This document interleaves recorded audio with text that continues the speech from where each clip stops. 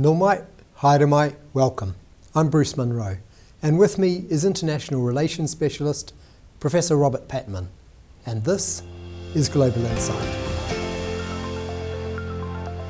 A lot can happen in a week, like the end of an era with the death of Dick Cheney, Donald Trump's fortunes taking a sudden turn for the worse, and the world finally waking up to what is happening in Sudan. What does the past 7 days mean for how the world will work together in the coming months and years? Welcome, Robert. Morning, Bruce. Let's begin with the death of former US Vice President Dick Cheney. In the end, he was very critical of US President Donald Trump. But is Trump actually his legacy? I think you could argue that the Bush administration, in which Dick Cheney was vice president, created a climate in which it was possible for Mr. Trump, a populist, emerge. It was the Bush administration that spent more than $4 trillion on 2 wars in Afghanistan and Iraq, invading Iraq illegally, which ultimately culminated in the global financial crisis, because they fought 2 wars on the credit card.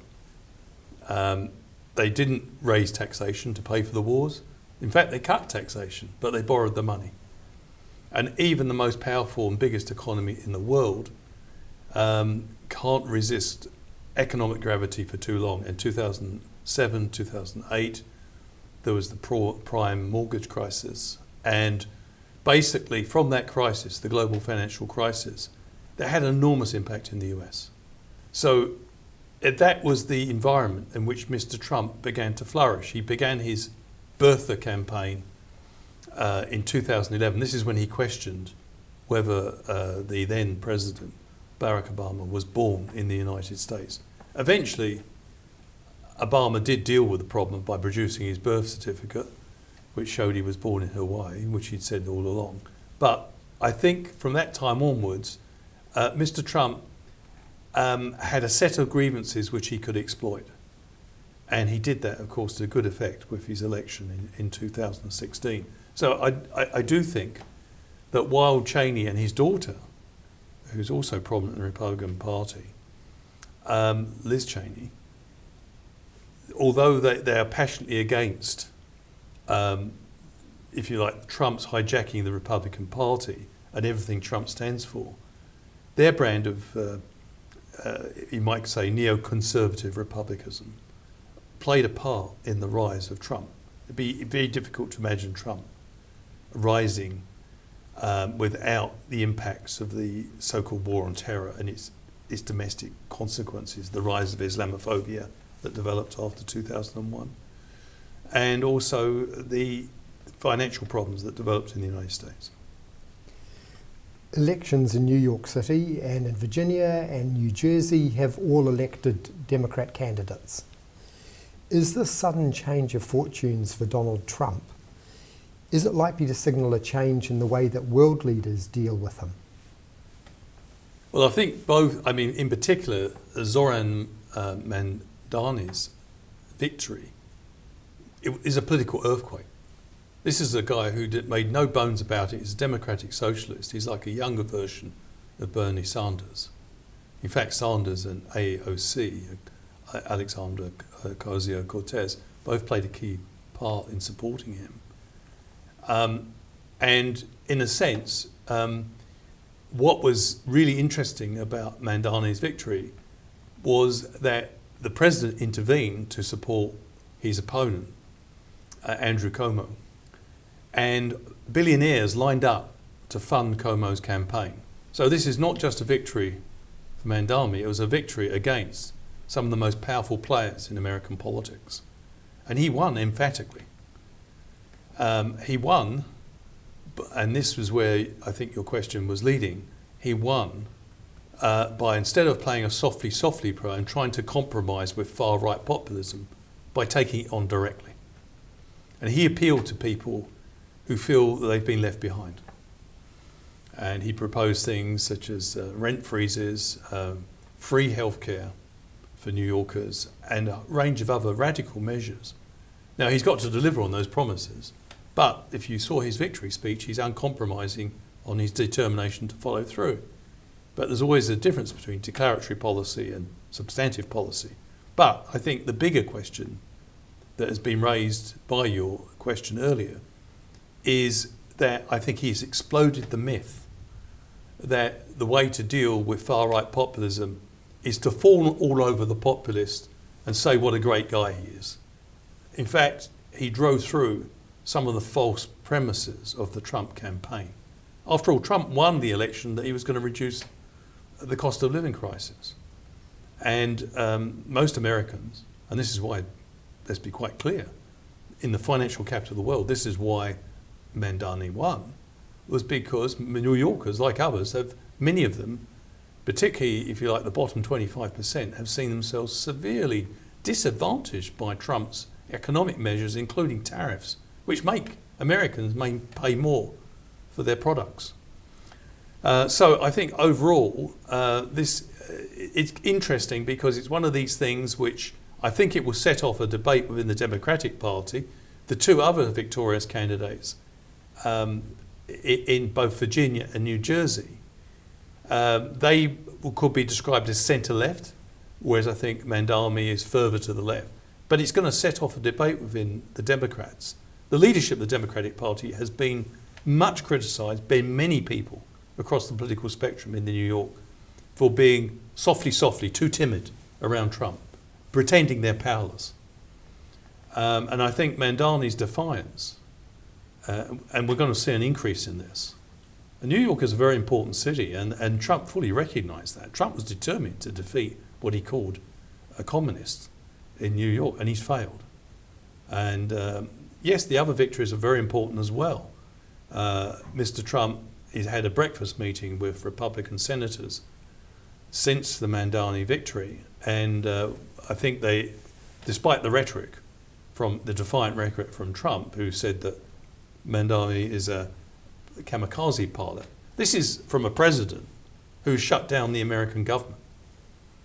You know, there's an old saying, if you live in a glass house, you shouldn't throw stones. And I think some of the American people are going to start saying that about Trump. But the point to note here is that it has made suddenly what seemed to be almost an imperious ascent by Mr. Donald Trump. And the Democrats seem to be lost for how to oppose him. Suddenly they've got fresh energy. And I think there's going to be impetus to take him on directly in a way that we haven't seen. Whether that will play out internationally, we've seen defiance from Carney. We've seen defiance from Spain's leadership. But many Liberal Democrats' leadership, including our own, seem to be slightly confused, almost befuddled by how to respond to Trump. They seem to be terrified of offending him. Well, Mamdani certainly is not terrified of offending him, seems to enjoy it actually. And another person who did very well in the last 24 hours, we should mention, Gavin Newsom, Governor of California.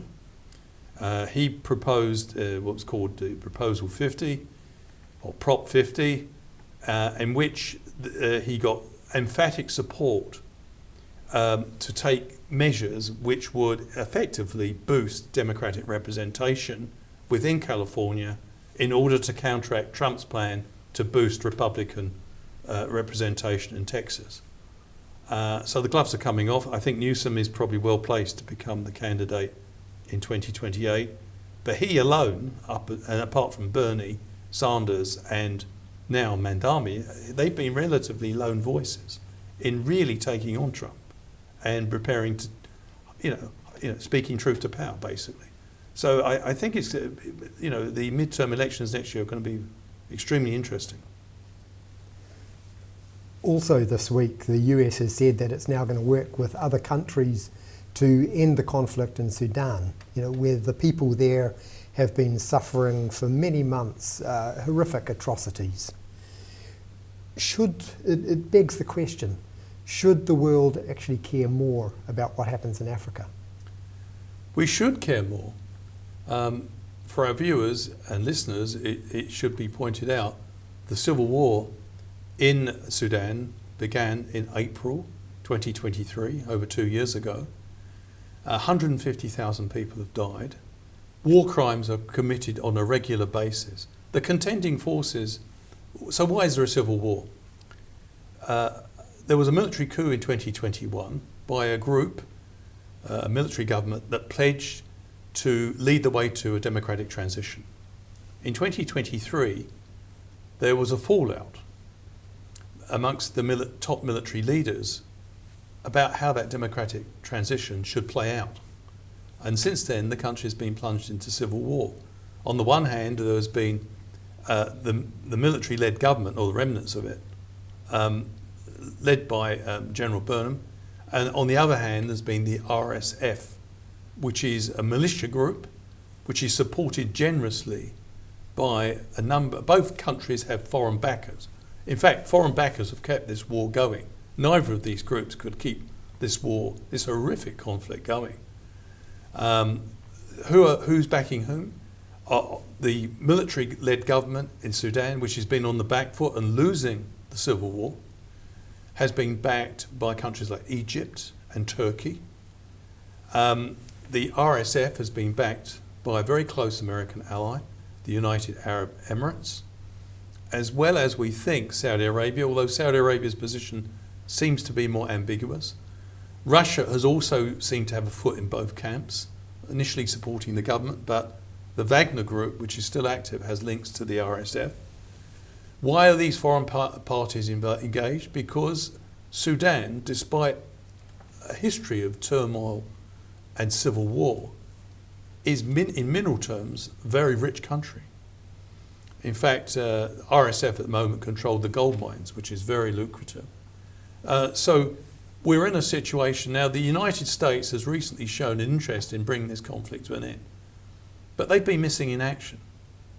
Mr. Trump, when he came to power, showed massive disinterest. In fact, he gutted US aid, which was a major provider of humanitarian aid in Sudan. I think because of the scenes that we've seen from Al Fasher, which was a city which is now being taken over after an 18-month siege by the RSF. It's now being taken over by the RSF. It appears that many of the men within the city who couldn't get out have been shot dead, and many of the women have been raped. So there's really appalling scenes going on. So I would say, yes, it matters greatly, even to a country like New Zealand, which is remote in geographical terms. But if you believe in a rules-based order and you see the antithesis of that order being played out, where it's a free-for-all and the most grotesque barbarism is being conducted by people with guns in their hand against defensive civilians. So in a sense, what we're seeing here, and it's interesting that in 2023 we saw catastrophic conflicts break out in both Gaza and now, and a few months before that in Sudan. There's some common threads here that should be a concern for New Zealand. Firstly, in both cases, the UN Security Council has not been fit for purpose. It's been marginalised. Why? Because 5 countries on the Security Council have the veto. A very close ally of the United States, the UAE, which was an ally with the United States in intervening during the Yemen civil war against the Houthi rebels. The Americans have been hesitant to move against the United Arab Emirates. So they have not pushed the issue in the UN Security Council. Russia has not pushed the issue in the UN Security Council because it also is an active player in the civil war. So we've had, in a sense, what's happening in Sudan reinforces, I think, the New Zealand's concern about the fact that the UN Security Council can't do its job. We get about 20% of our energy needs from the Middle East through crude oil. Sudan, its geographical position, it's in the Horn of Africa. It flanks the Red Sea, by which many of the supplies of the crude oil move out of the Middle East. Now, so far, thankfully, we haven't been greatly impacted by the convulsions going on in Sudan. But you could see a situation where New Zealand's energy supplies could be endangered because we get crude oil from the Middle East, which is then refined in Singapore and South Korea, and then sent to us. But that process could be interrupted through a civil war. So although, as I said before, New Zealand is a long, long way away, what's at stake in Sudan has big repercussions for this country. Are we prepared to be passive in the further erosion of the rule of law internationally? And are we happy that a democratic transition was effectively sidelined by the vanities of two military so-called strongmen? And the world has once again been powerless to do anything about it. So yes, I think New Zealand should be very concerned about what's happening. It does matter. Thank you, Robert. And thank you for watching. Catch us next time on Global Insight. Ka kite anō.